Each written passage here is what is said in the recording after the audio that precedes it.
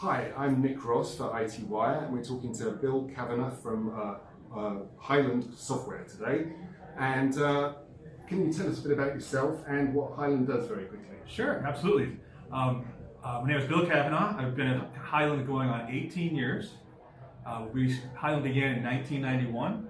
We are a content services organization. So we help companies, whether they're an insurance organization, a university, hospital, automate processes, provide repositories for content, and integrate to other third-party applications. We enhance their efficiency, their productivity, customer experience, user experience, and we've been doing it for a long time, both with our flagship product, which was our only product 5 years ago, and that's a product called OnBase. And then through acquisition, there's additional applications or platforms, really, namely Alfresco, Nuxio, and Perceptive are our four major product lines that we're pretty much known for. Yeah. And are these products it'll overlay on top of an existing infrastructure? Or, it could be. Or will it stand alone, like you want to clear the decks and just use yours? Either or. Either or. Even we can sit on top of an application where they're pulling content from our solutions and the user might not even know it. And so, for instance, integrating to a iTWire and Epic. In that case, we're behind the scenes and they're clicking a button, and SAP even, and they're retrieving a document. And as SVP of Sales, which I didn't really tell you earlier, it's my job to make sure our partners and customers, and we do go to market directly and through partners, are ensured to make sure that they're getting the best of what we offer as we continually upgrade and invest in our product lines. And obviously we've had a challenging few years, but what are the market conditions like globally and also in the APAC region? Well, I think some of that's obvious, right? The market conditions. But I will say this, specific to APAC, there's uncertainties with North Korea and Taiwan that I think cause for some concern. There's, of course, in Australia, just as I got here this week, there's been some data leakage for a couple banks, right? First thing I saw when I landed, all over the news. But, relative to experiencing COVID and even headwinds in the economy, which of course the world is seeing, our applications, our platforms, our solutions drive business efficiency, drive ROI, drive a better customer and user experience. So of course there's challenges, but our offerings help organizations get through their challenges and make sure that they're providing a good experience for not just their customers, but their employees as well. And are you seeing these market conditions are the same globally, or are there any regional differences? Like, does proximity to Taiwan and Korea, North Korea, have like a difference? No, I think just the fear that induces. We don't do business in North Korea, but obviously, right? But we have partners in and out throughout APAC that sell into different areas, and I think some of the uncertainties regionally here provides some cause for concern. But again, we all know the global conditions that are challenging all of us these days.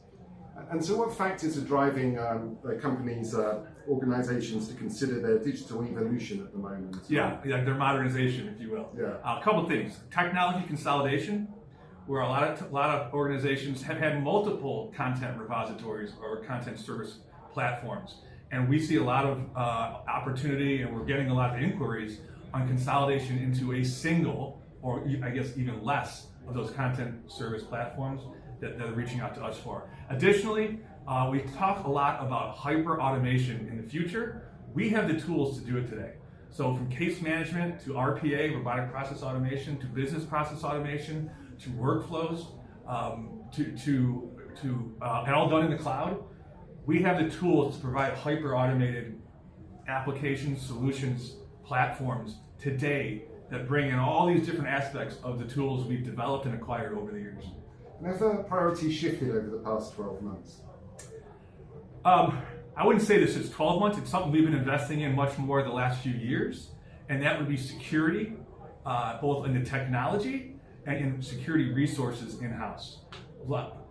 There was a time where our releases were really chock full of featured functionality, and they still are, but there's also much more of a lean into security and making sure our data and processes are secure for obvious reasons. And do you have any other security partners? Because security has gone absolutely nuts with the pandemic, and obviously it makes sense to bring it in-house, but I'm guessing no one wants to be an expert straight away. Oh no, we work with many outside resources in that regard, and you know, getting consultants galore to help us make sure that we're making sure we're getting it done right. In many industries, we've heard the rush to digital transformation when COVID hit, and they had to do years' worth of transformation in a matter of literally days in some cases. Led to people scrambling to upgrade their office environments and how they deal with their workers without really putting too much planning into how they did it. They just needed it to work. But now they've gone through that first phase. They've kind of come through it, and they're now looking to make things better. And they see the foibles and the limitations of what they implemented in a hurry, and want to now make, they like what they do, but they want to make it more streamlined and smooth. And are you seeing anything like that? Sure, yeah, absolutely. And I love that you use the word foibles. You don't hear that, you don't hear that every day.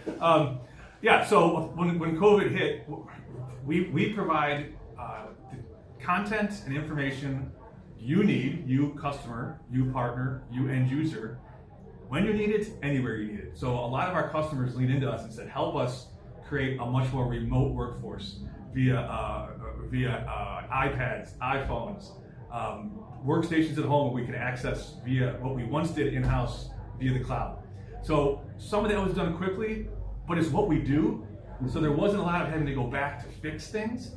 I'll go back to this. The one thing we're seeing more of today in the US for market conditions, of course, it's a lot of employees seeking new opportunities, right? So companies are not just challenged to serve their customers, but make sure the employee experience is strong and enjoyable, and they enjoy working with the applications a company, an organization is putting in front of them. So a lot of what we're doing today is working with customers and partners on that employee experience, making sure they like what they're doing in the application they're doing it, and they're not having to jump around from this app to this app to this app. There's integrated solutions or platforms that make it the work experience something that they want to get up and do every day. Well, we've been covering this a lot in other industries, and the difficulty in retaining talent is incredibly difficult. Yep. And difficulty is difficult, of course. Yeah. But are you finding that actually your partners and customers are looking on your software as a way of retaining their employees in a world where everyone else is trying to leave and they're looking for excuses to get out? I mean, I think it's one of the things you can speak to your employee base and say, we're investing in these applications to make your experience working with us better. So yes, the answer to that is absolutely. So what are the focal points for Hyland sales strategy in APAC? Are you using channel partnerships, pushing for upgrades, direct sales, whatever? Move to the cloud, continued investment in partnerships, and other new types of partnerships for Hyland, meaning global system integrators, working with some local system integrators and global system integrators that have a presence in APAC, because we have the tools now that are a little more interesting to them. That we've through acquisition have in-house now. And then I mentioned earlier, hyper-automation, not just going to market with a single solution, but a much more well-rounded offering. And with the acquisition of Alfresco and Nuxio, OnBase was very solution-driven, sold to the business. Alfresco and Nuxio, much more platform-driven, sold to IT, where they can build their own offerings off of it. Additionally, through the acquisition of Nuxio, Nuxio is known for in their application or platform having a digital asset management offering. So we're also seeing that. So that's a new market for us to go into worldwide, but definitely in APAC. And it's evolved your entire business model with these acquisitions, or and is it a gentle evolution, or is it bolted on something which you're kind of, I don't want to say struggling, but still in the process of integrating what these companies did with what you do in general? There's the integration in two different ways. The people integration, partner integration, those are three. And then there's the technical integration. So right now, and for the foreseeable future, we have 16,000 customers.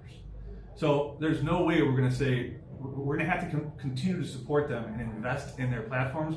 I just gave a presentation on how we're investing in OnBase, how we're investing in Nuxio, how we're investing in Alfresco. That investment continues.